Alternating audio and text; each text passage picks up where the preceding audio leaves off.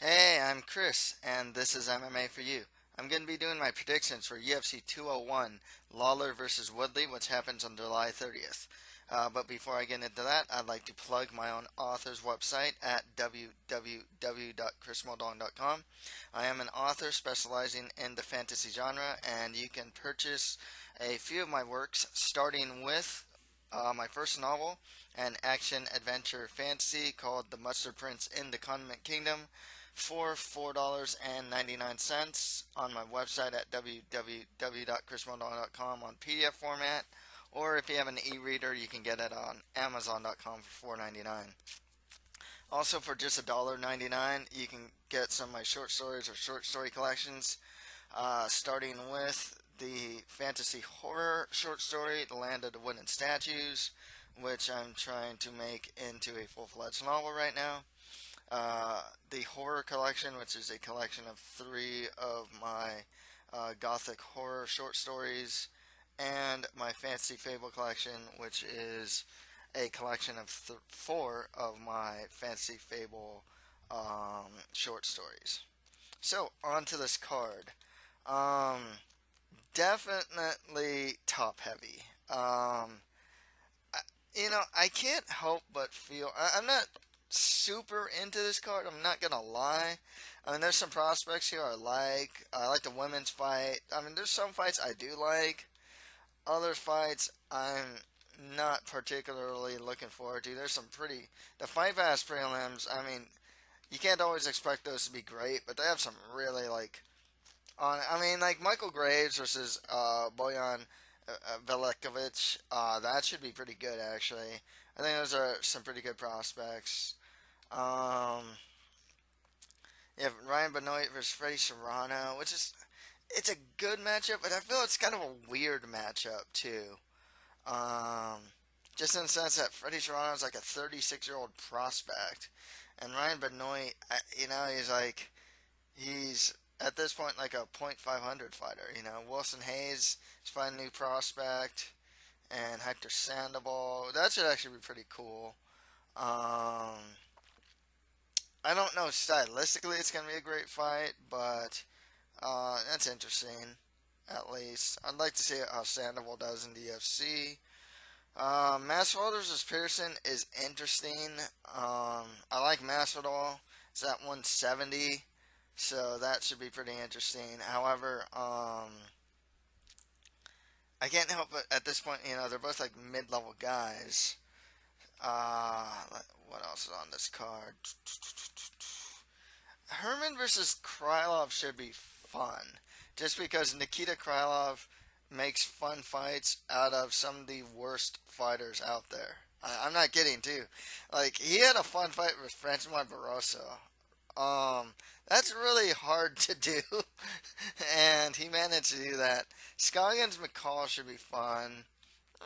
Now that I'm actually reviewing this card, it's actually not as bad as I thought it was. Um,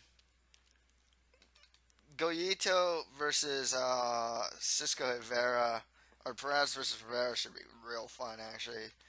Brown versus Ellenberger, it's weird matchmaking to me because I don't know what Jake Ellenberger has done to get Joe Silva angry. Like, seriously, he keeps getting like nothing but top talent. The co-main's cool. Kowalkiewicz versus Namajunas. And the main event, I like it because it's Robbie Lawler, and the way that main events and title fights have been going, like the potential for an upset's always there now. I just don't know if Woodley's that guy. But you know what? Like, I didn't think Michael Bisping was that guy. I didn't even I didn't think Steve. Well, no, I actually thought Steve had a good chance. And even Alvarez had a good chance against Dos Anjos. Not that good of a chance, but like I keep saying it, like it's elite level talent. So it's like they're capable of beating each other because no one's invincible. And everyone has shown flaws in their game. So let's just get started. The main event for the UFC welterweight title: Ruthless Robbie Lawler fights the chosen one, Tyron Woodley. Woodley, 15-3 record, 5 wins by KO TKO, 5 wins by sub, 34 years old, 5'9" on a 2-fight win streak, training out of ATT Evolution. He last fought in January of 2015. I believe that was against Calvin Gastelum. He's a strong wrestler, really strong guy too. Um, he has a tendency to want to complete takedowns against the cage, so that should be very interesting because I feel that Lawler, Lawler's takedown defense, just in general, in the middle of the ring and or the cage and against it, and especially against the cage, actually has greatly improved. Tyron also has, like I said, strong clinch, really strong top control. He's not like he's not a potent finisher if he's on top, and there have times where he's just laying parade on top. His stand-up's not too bad. He has a decent leg kick and a decent overhand right. Those are his like against Condit, he managed to leg kick him. Actually beat him with leg kicks, and then he's like finished a couple fights here and there with his overhand right. But he actually doesn't have a lot of tools outside of that overhand right and the leg kick. Um, he doesn't pump a good jab. He doesn't have a particularly great left hook or anything like that. His cardio is also really questionable too. Um, that could be attributed to the fact that I think getting takedowns against the cage take a lot more energy than in the center of the cage, for one thing. And you see a lot of fighters just force that takedown against the cage, or try to at least. And then everything Tyron Woodley throws is like is pretty much like a power strike too. He's not like a jab guy, He's throwing a lot into his punches, so I think that's also contributes to his cardio issues. Robbie Lawler, 27-10 record with 1 no contest, 20 wins by KO TKO, 1 win by sub. He also has 5 losses by sub. 34 years old, he's 5'11", on a 5-fight win streak, training out of ATT. He is a current UFC welterweight champion, and he has some strong stand-up, heavy hands, good kicks. He's finished guys with head kicks before. He's a strong counter striker too. Really showed the counter striking. He did a lot of counter striking against Condit actually until the 5th round where he just went forward and just tried to finish the fight. But also against like Matt Brown, he showed that really good counter striking as well. And it usually is like slip attack. He's resilient. His takedown defense is so good now. I think ever since he moved to ATT, like he looks like a new fighter. I mean, this was a while back, but that it's been a while now that he's been with ATT. But like, man, his takedown defense, I I don't know. Last time he's been taken down, I think he was taken down by Rory in their first fight, and in the second fight, dude, like Lawler was able to sprawl on Rory like all the time. Hendricks, if I'm not mistaken, had a pretty hard time taking him down too. And Hendricks was trying some takedowns against a cage. Lawler does have a good chin, but he um he gets wobbled in just about every fight. Like Condit wobbled him, Rory Raut wobbled him. He was taking some hard shots from Hendricks. Heck, I think when he fought Matt Brown, he was wobbled. Yeah, second round. I think it's elbows. Um, I don't know if Tyron Woodley is gonna just like totally get him with that overhand right or not. Um, well, as far as this fight goes, I can see Lawler defending Tyron's takedowns quite easily. A 5 round fight, in my opinion, favors Robbie Lawler. I don't know if Tyron Woodley's actually been in a 5 round fight. Um, Outside of like, blasting Lawler with some sort of like overhand right or something like that, I don't really see too many tools of Tyron Woodley's that will threaten Lawler. Like I can't really see him like take him down. Um, and Tyron's a a much better striker these days, but he's not a I wouldn't call him like an elite level striker. He also has that really bad tendency to back up against a cage a lot. I mean, a lot. Like the Rory McDonald fight. I mean, the guy was just like backing up against the cage. Even in the Condit fight, he was starting to back up against the cage a lot. Against a guy like Lawler, you can't do that. Um, so with that said, I'm gonna go Robbie Lawler to win this one. I'm actually gonna go Robbie Lawler by knockout too. Um, it's the thing is though, we are seeing a lot of upsets happen at championship level fights. Um, and I'll say it again. Um, Between elite level fighters, anything can happen. Because everyone's studying tape of each other, and while I don't think that Woodley has the skill set really to beat Lawler. I really don't. I just don't feel he'll be able to complete takedowns on Lawler, and I think his striking, as improved as it is, it's a bit rudimentary. Lawler has a pretty big bag of tricks as far as the stand-up goes, and Lawler's takedown defense looks near impenetrable at this point. My only concern with Lawler is the guy's been through too many wars, so that's something that's to be concerned about. Um, he's good chin and real resilient, but like when you're getting your brain smashed like every fight, and like he, getting stunned, like he's always like I said, he always gets wobbled in every fight, like nearly finished. Um, that's eventually going to catch up to Lawler in some way, shape, or form. I just don't think Tyron Woodley's the guy to do it. So Robbie Lawler by KO or TKO. Next fight off that, Karolina Kowalkiewicz fights Thug Rose Namajunas. Kowalkiewicz 9-0 undefeated record, one win by TKO, two wins by sub. 30 years old. She's 5'3". She has a good stand up in the sense that she's just this real high volume, push forward type of fighter. It's really hard to match her pace. Um, Her Brazilian Jiu-Jitsu skills are actually pretty solid. I remember when she fought like Ronda Marcos, for example, and she reversed like top position, and I think she got mount. And her cardio is really good too. Like I said, she goes this like pretty torrid pace from rounds 1 to round 3, and you see that in like all of her fights. The last fight against Heather Clark, um, even back in Invicta when she fought like Mizuki and Noe, I mean it was just like non-stop punches from her.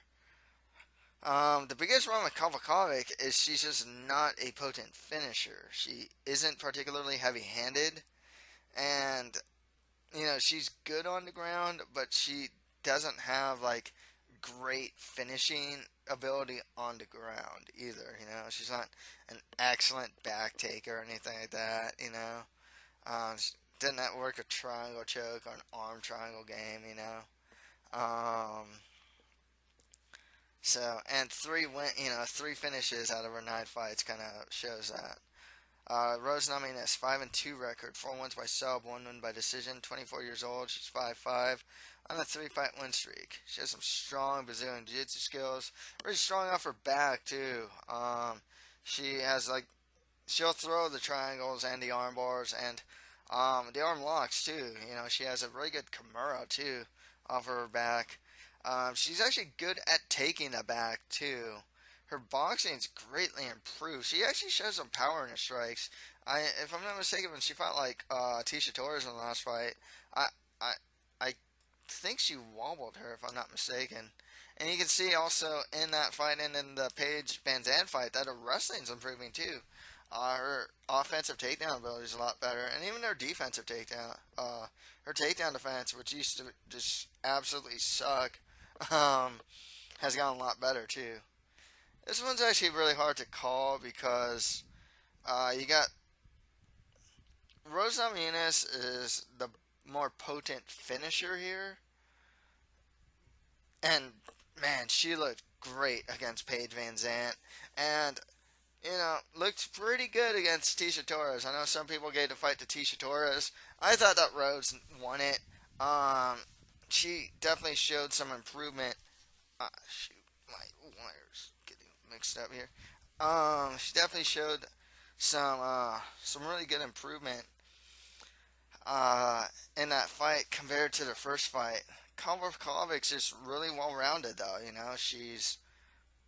Her stand up's good, high volume, high pressure. So a lot of times she's always going to win the rounds based on the volume. And then her ground game's not that bad too. I feel like Namajunas though is better there on the ground, a little more crafty. Um, with that said, I am gonna go Thug Rose Namajunas to win this one. Um, I actually can see Namajunas take Kowalkiewicz down. I really do. Maybe a clinch takedown or something like that. Um, it's not like Kowalkiewicz takedown defense is impenetrable or anything. She has been put on her back, you know. Rose is getting a lot better with the wrestling and standing. While I don't think she has the same volume that Kowalkiewicz throws, I think Namajunas has shown a bit more power in his strikes. She's also going to be the taller fighter too, so that should be interesting because Namajunas she's working on her boxing and it's like showing. Um, so I'll go with Rose Namajunas by sub. I think that standing she does well. I can see her get either an opportunistic sub, maybe, or maybe even get a takedown to get a better position to a sub. I think Kowalkiewicz will fight well. She'll probably hit Namajunas a good amount of times, but for the most part, I think Thug Rose, more power, a little better on the ground, a little craftier on the ground, and a more potent finisher. So it's Thug Rose Namajunas by submission. So after that, Matt the Immortal Brown fights Jake the Juggernaut Ellenberger. Now I don't know what's up with Jake Ellenberger. I mean, his last win was against Josh Koscheck, and all he gets are like top 10 fighters. It's like I don't understand why they don't give him any softballs whatsoever. It's just like, oh yeah, you'll fight Safadine, you'll fight what was that he fought and just got like clobbered from. Um, he beat Koscheck and then he lost to Safadine, right? Alright, Woodley. Oh, Thompson. He fought Wonderboy Thompson and just got like, took not just one, two spinning wheel kicks, Okay, so, Jake Ellenberger, 30-11 record, 18 wins by KO TKO, 6 wins by sub. Also has 3 losses by KO TKO and 2 losses by sub. 31 years old, he's 5'9", on a 2-fight losing streak. He's only won 1 of his last 6 fights. Like I said, that was against Koscheck. At his best, he is a good wrestler with good ground and pound. And his boxing's solid. He's pretty heavy-handed. I mean, he has dropped. Even at this, like, state where he can't seem to pull the trigger, he actually dropped Wonderboy Thompson. And I believe, I want to say either dropped and or wobbled Tarek Safdie. His chin is a bit questionable, though. And his cardio also is very questionable as well. It always has been. And lately he just cannot seem to pull the trigger. Matt Brown, 20-14 record, 12 wins by KO TKO, 6 wins by sub. That's just 10 losses by sub. I mean, that last loss was against like Damian Maia. So, yeah, no shame in getting subbed by Damian Maia. He's 35, 6 foot, trading losses and wins. So he's coming off a loss. So seeing how things go for him, he should be coming off a win here, right? The thing with Brown is he's real resilient. He will get hit. He gets hit hard. He's actually kind of weak to the body. He's been dropped by body punch strikes, but still manages to recover and push forward. Um, his strength is his Muay Thai, particularly the clinch.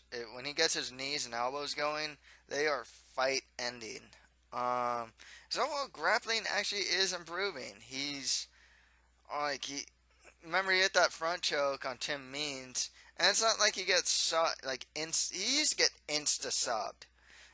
It took a while for Damian Maya had to take all three. It wasn't until the third round that Brown got subbed by him. And once again, losing to Maya by sub isn't the worst thing. And ever since then, he's shown some good submission defense and some actual pretty good overall grappling. His takedown defense has never been that great though. So, but I don't know if that'll be a problem against Ellenberger. With that said, I gotta go Matt Brown here by KO or TKO. The thing with Ellenberger is that he can't pull the trigger, his cardio's not that great, and his chin isn't the greatest. He might hit Matt Brown, he might hit him hard, but the thing with Matt Brown is he's still a top 10 guy. At 35 years old, after a couple wars here and there, if he can especially get inside and into clinch, those knees and elbows, and then if he can't get the knee or the elbow, he'll go for the trip takedown like that. He has a nifty clinch offense. I mean, it is some really strong stuff there. Some of the best actually in the division. The other thing with Brown too is he's long and rangy, so it's not like he can't punch either. He kind of has somewhat loopy punches, but he's hit his mark before and knocked out dudes with punches too. So yeah, I'm gonna go Matt Brown to win this one by KO or TKO. Next right after that, Erik El Goyito Perez fights Francisco Cisco Rivera. Rivera, 11-6 record with 1 no contest, 8 wins by KO or TKO, 3 wins by decision. Also has 3 losses by submission. 34 years old, he's 5'8", on a 2-fight losing streak, which recently losing to John Lineker in what had to be one of the best, the best round of the year. I mean, it's just insanity. Rivera's actually only won 1 of his last 5 fights. Rivera, he can be a technical boxer, but he can also get lulled into brawls. He's pretty heavy-handed and has some good takedown defense. Perez, 15-6 record, 4 wins by KO or TKO, 7 wins by sub. Has his 2 losses by sub, 26 years old, he's 5'8", trading wins and losses. He's also very much more of just a brawler. He's not a technical striker, really. More of just a brawler. He's got a good chin, though, and his Brazilian jiu-jitsu skills, his ground skills are actually quite solid. Excuse me. This fight's actually tough for me to call. I think Perez is a solid fighter. I think that he's still...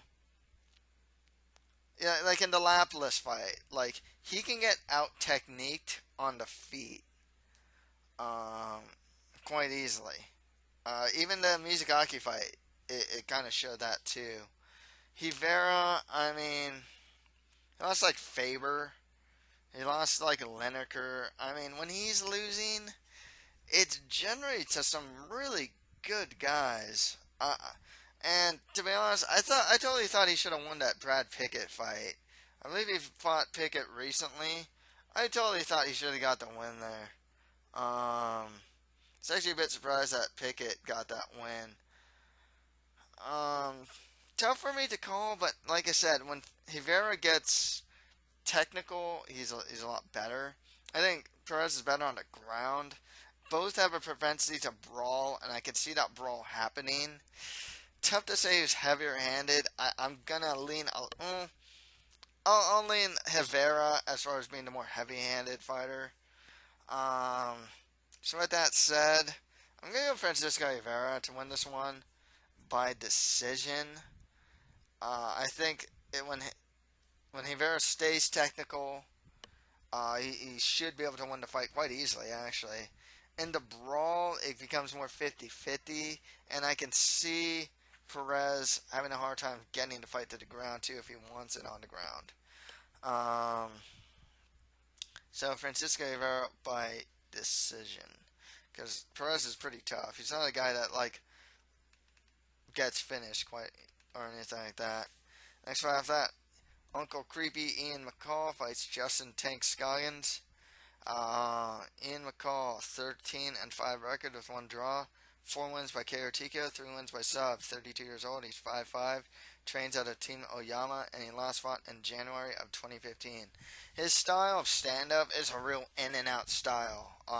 He'll dart in, throw some strikes, maybe one strike or a combination, and get out. I mean, it's real in and out. He circles, he goes in and out, circles, in and out. And that's his stand-up style. And it actually works down to some pretty good effect. Um, his wrestling's really good. His overall takedown defense isn't too bad, and his Brazilian jiu skills are actually quite solid. He's still like one of the only guys to mount Demetrius Johnson. I mean, that was a while back.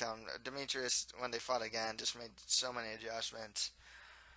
Justin Scoggins, 11-2 record, 6 wins by KO TKO, 1 win by sub. 24 years old, he's 5'7" on a 2-fight win streak. He has a karate style stand-up and can actually work an in-and-out style himself. Particularly good flashy kicks, and his wrestling, both offensive and defensively, is really good.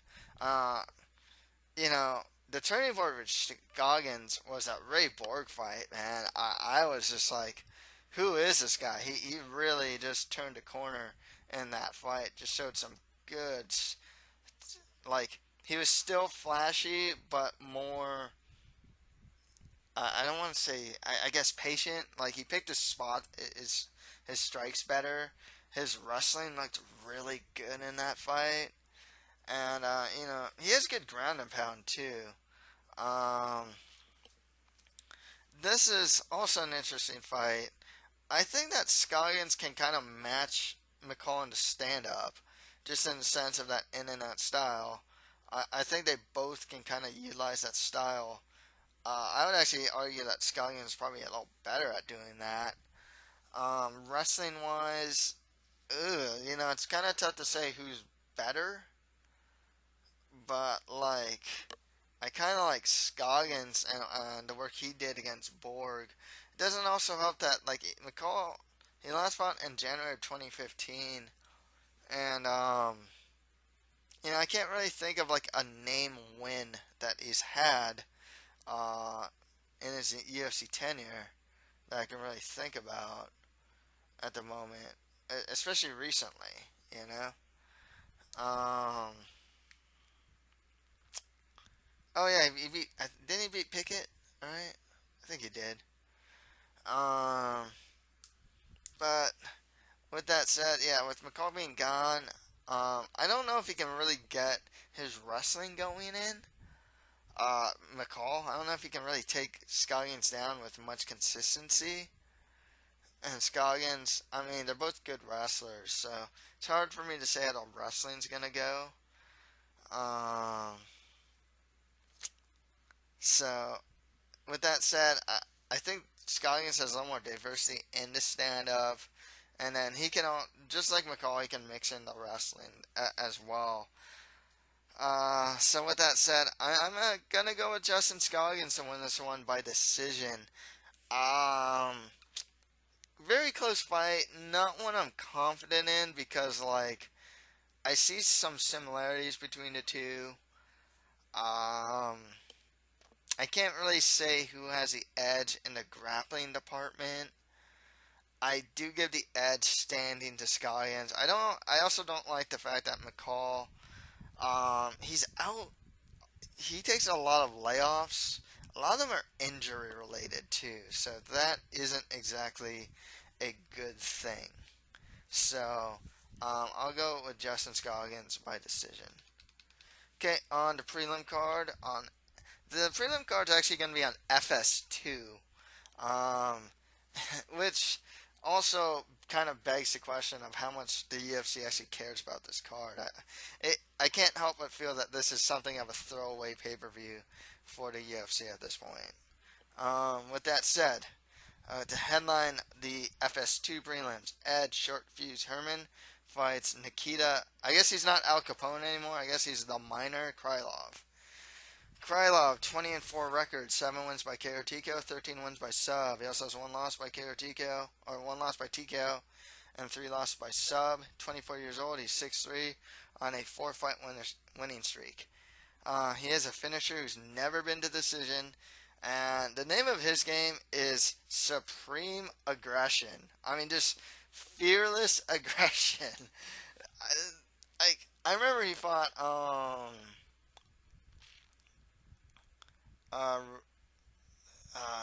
Rogério de Lima, right? And like Rogério de Lima's like uh, strength is like in the standoff, is like Muay Thai, and he's like heavy hands. Nikita Krylov like doesn't seem to care. It's like, oh yeah, I'll strike with the Muay Thai, the heavy-handed Muay Thai guy. It's like he doesn't seem to like care to like go into like the hornet's nest. His stand up, I mean, stand up's all right. He has some good kicks. Um, but it's just like this like insane aggression that he has. Excuse me, his wrestling is improving. His jiu-jitsu skills. I mean, this guy's been like tapping dudes out like left and right. It's kind of crazy actually, because the guy doesn't have like he doesn't have like some like extensive jiu-jitsu background or something, but he actually taps dudes out, as of late. His overall defense is pretty bad. I mean, standing, he has no sense of defense, like anywhere really. He'll get in bad positions on the ground too. Um, Ed Herman, 23-11 record with 1 no contest, 6 wins by KO TKO, 13 wins by sub. He also has 2 losses by KO TKO and 6 losses by sub. 35 years old, he's 6'2" and trading wins and losses. He is a true veteran. I mean, remember when he beat up Bosch in the clinch too, man. I mean, Bosch's strength is in the clinch. The dude Herman finishes him with like knees from the clinch. His stand-up's always been solid. It's not great, but it's not like he doesn't have any particular weaknesses. Like, he's a good wrestler. He actually has a pretty good takedown game. I can recall he actually has some pretty good trip takedowns. His overall Brazilian jiu-jitsu skills are quite solid. His chin at this point is a bit questionable. I mean, he's just getting older. He's been through some wars, you know. Um, Here's the thing with Krylov. I love this guy. He's awesome. Like, he's just such a fun fighter to watch. And the fact that he's actually on a win streak in the UFC with his skill set is like a bit incredible, actually, if you think about it, because he doesn't have a particularly deep skill set. Like, he's really aggressive and fearless. But it's not like I can say, oh wow, he has a great back take, he has a great guillotine. I mean, he's used them and won fights with them, but like he doesn't have like a process to his game. It's just kind of like, I'll go there, be aggressive, get in his face, strike, wrestle if I want to, and just whatever happens, happens. Here's the thing with Krylov though. Guys he's beaten are guys with noticeable weaknesses. It's like Francois Barroso. I mean, the guy's kind of like, he fights kind of ugly. He's just tough, kind of grindy, but he's not like this wizard anywhere striking or on the ground. He can get outstruck. He can get outgrappled. Rogerio de Lima, kind of more of a stand-up guy. I mean, he's showing more of a ground game, but once again, his strength isn't necessary in the ground. He leaves openings, you know. Is it Roger? Oh man, I might have got his name wrong, but like, yeah, I want to say it's Rogerio de Lima. I think it is, or is it Rodrigo? I think it's Rogerio. Who else did he beat? Beat that Russian guy. Guillotine that guy. But these are guys with like noticeable weaknesses. They're very much fighters with holes in their game. Herman at this point is just good everywhere. He's not a guy that leaves too many holes at this point. He's been there with everyone. I mean, like, yeah, Derek Brunson knocked him out, but Derek Brunson's good. And that guy is like going to be. He's probably going to fight for a title someday. Like, I'm pretty high on Brunson, and otherwise, Herman's just he's fought BJJ black belts. He's fought the strikers. He's fought the wrestlers. He's fought everyone. He's a true veteran. He's not gonna leave a lot of holes in his game at this point of time. Krylov, on the other hand, there's just so many openings that he leaves standing and on the ground. He's sloppy on the ground. You know. The only thing with Krylov though is that like his aggression might be able to just make up for a lot of his deficiencies. He could potentially just go in there, push forward, and just start blasting Herman right off the gate. Because Krylov's also a very fast starter. There's a lot of slow starters. Krylov's not a slow starter. He's a really fast starter. But outside of that, I see Herman finding some sort of opening and probably getting a sub. So I'm actually going to go with Ed Herman by submission. I think that he can probably take Krylov down. Striking, it's going to be a bit interesting. I think he can strike with him.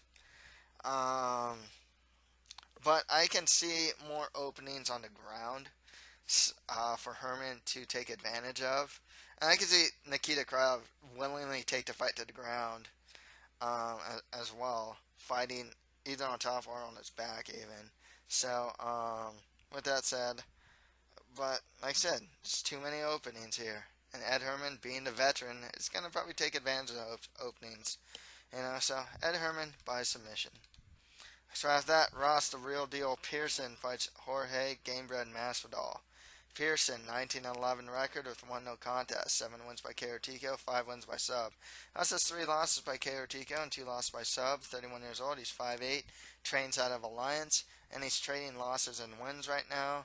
Most recently losing to Will Brooks. He is an Ultimate Fighter winner, and he's moving to 170 for this fight. The thing with Pearson is his boxing. It's good. His solid combinations. Pretty good takedown defense. So that's really what a lot about Pearson. That's good. It's takedown defense, solid boxer, solid combinations. Nothing, it's funny because he has like 3 losses by KO TKO, but he actually doesn't have terrible defense standing. He's actually pretty good defensively standing, all things considered. Masvidal, 29-11 record, 11 wins by KO TKO, 2 wins by sub. He also has 2 losses by sub. 31 years old, he's 5'11", trains out of ATT. He's on a 2-fight losing streak. And dude, this guy's getting split decision losses. I thought in his last fight against Larkin, which was a fantastic fight. Just from a technical standpoint, was awesome. Technical striking standpoint was just awesome. I did think he did lose that fight, but he's always in a lot of these really close fights. He's actually only won 1 of his last 4 fights. I think that was against Cesar Mitanch. The thing with Masvidal, I always say this about him, and I'll say it again. He has some of the strongest takedown defense I've seen. And his whole counter wrestling's good too. When he's taken down, he's incredibly hard to keep down. His stand-up's good. His boxing's actually quite solid standing. His clinch is actually pretty strong. He has some really good elbows from the clinch.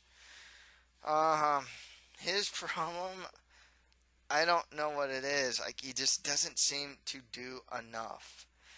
Sometimes to win over the judges, and like he'll lose decisions that he should probably have won. The Iaquinta fight is one of those that I can really think of. Some people thought he beat Benson Henderson. I actually thought Benson should have got the win there, but it could have gone either way. Um, with that said, the way Ross Pearson works, like he's had like win loss win loss win loss for his last like 10 or so fights. I mean, and you'd think that maybe with this, if the streak continues, it's gonna be a win. Otherwise, I like Masvidal here. I think he's better in the clinch. Get those clinch strikes going on.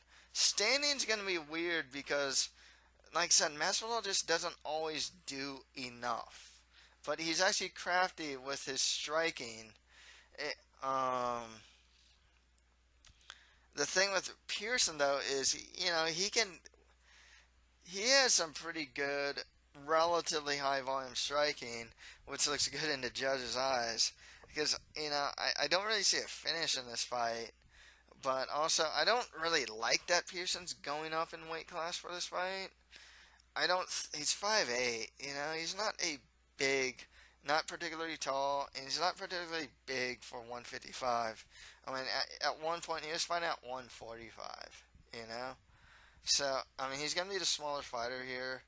That should help Masvidal, especially in the clinch. If Masvidal can get into clinch, I think he's gonna rain some elbows and make some knees on Pearson. Being the taller fighter, I think that works to Masvidal's advantage.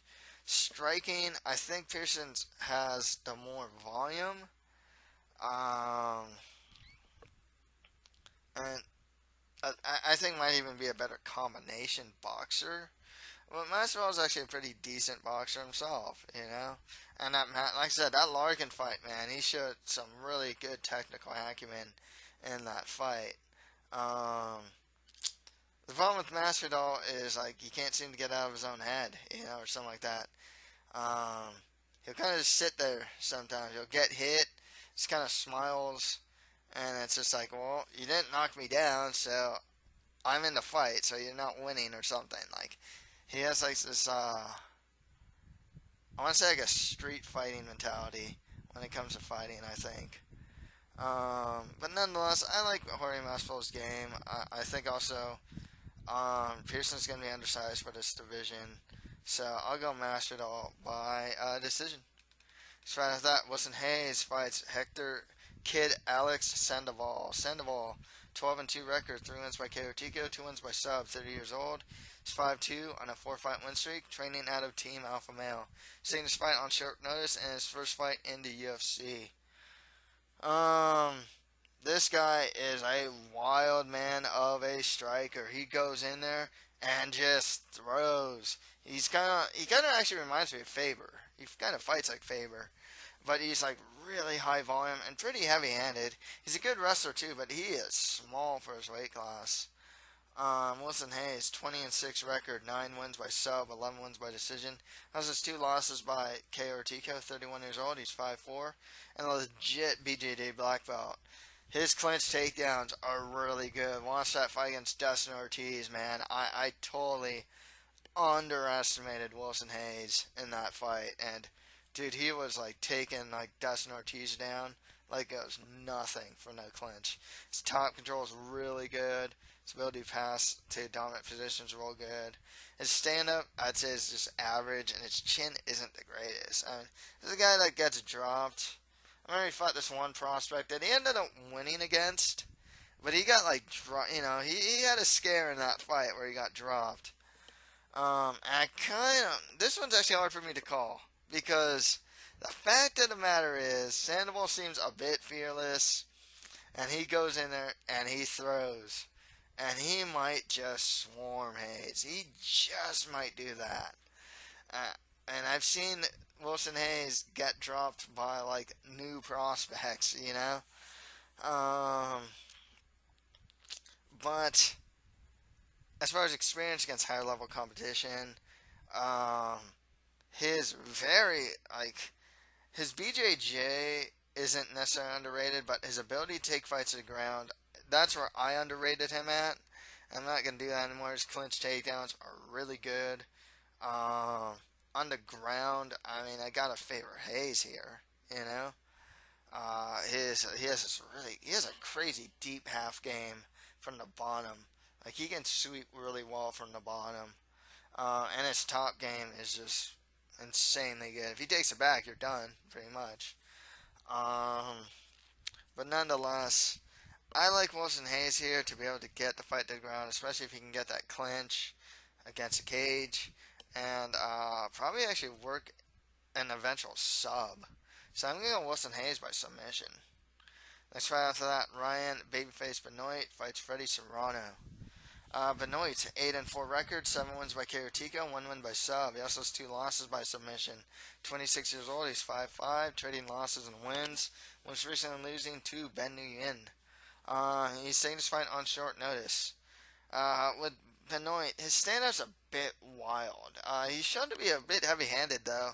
His grappling, I'd say it's average. You know, he's a guy that does get taken down. It's not like he has like terrible takedown defense, but it's not impenetrable either. His offensive takedown ability isn't too bad either. He's actually a pretty good scrambler too.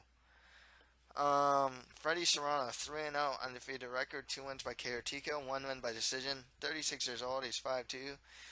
He's like an Olympic level wrestler, strong wrestler, good ground and pound. His stand up is pretty average, but he is pretty heavy handed. I had a hard time with this one, to be honest with you. Just because I'm actually, like, Fredy Serrano is just one of those guys that I think is going to get better and better every fight. The problem with Serrano is he's just so inexperienced. I mean, like, his last one was just Zaku, and, like, and before that, he fought some dude from the Ultimate Fighter Latin America, too, that's, like, bounced from the UFC right after that fight. Benoit, I really want a Ben Nguyen fight where he got blasted and then and then finish on the ground.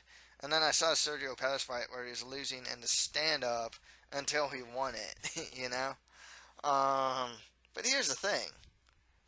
Like, is Fredy Serrano going to beat him standing? I think guy's 3-0. You know, once his first fight in the UFC, I mean, he has a very just a very rudimentary striking game. You know, at the very least, I think Benoit's going to have a pretty much more diverse striking game than Fredy Serrano. And if Serrano can take it to the ground, I don't know if he can keep it on the ground. And once again, like he's only 3-0. Like, is he going to pass guard? Is he going to pass a dominant position? Like, what's he going to do? You know. So maybe he drops Benoit. But, you know, like I said, he has a relatively rudimentary game, from what I've seen so far, standing. I think he might be able to take him down. I just think Benoit can scramble back to his feet. So, I'm going to go Ryan Benoit, actually, to win this one. He's actually a potent finisher, so I'll go by KO or TKO. Okay, on to prelims on UFC Fight Pass. Michael Graves fights Bojan Serbian Steel Velickovic, 14-3 record, 3 wins by KO or TKO, 8 wins by sub, 27 years old, he's 6'2", on a 5-fight win streak, trains out of Elevation Fight Team. His stand-up's actually not too bad offensively, but in his last fight, his defense sucks. Chin high, he kind of rushes in to strike, so he'll get hit into coming in. His overall grappling ability is actually pretty good too. Once again, it's nothing super notable, you know. Michael Graves, 6-0 undefeated record, 3 wins by KO TKO, 2 wins by sub, 25 years old, he's 5'10", trains out of ATT. This guy's a good wrestler, you know. Remember, he beat Randy Brown in his last fight, beat Vicente Luque, managed to wrestle him a lot of times, especially with his clinch takedowns. His back take is really good. His stand-up, I'd say it's average, but it's not bad. Michael Graves really, at 6-0 and 25 years old, pretty solid. Like, he's a guy that just doesn't have any notable weakness in his game. You know, Bojan's going to be the taller fighter, but Michael Graves, he just beat Randy Brown. He's also a tall fighter. Um, with that said, I think Graves can actually do pretty well standing.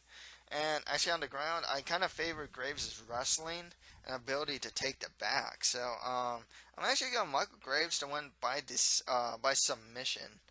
Like I said, I like Michael Graves' overall game. I think it's going to take a guy with a really, maybe like a specialized skill set to beat Michael Graves, like a really good fighter standing, or like Kamaru Usman, who's like you know, Graves is a good wrestler. Kamaru Usman's like a fantastic wrestler. It's gonna take someone with like a really specialized skill set to beat Graves. I think. I just don't see that in Velickovic. Maybe unless he gets some like some like good punches on Graves. Otherwise, I think Graves can match Velickovic in a lot of areas here, and even get the fight to the ground and get the sub. So yeah, Michael Graves by submission. The next fight after that, Cesar Goku Arzamendia fights Damian Brown. Damian beat down Brown. Brown, 15-9 record, 2 wins by KO Tico, 8 wins by sub. He also has 4 losses by sub. 31 years old, he's 5'10". So I rewatched his fight against Alan Patrick. I mean, for the most part, he got grounded out. But, his overall grappling's not too bad. When he was on top, he showed good ground and pound.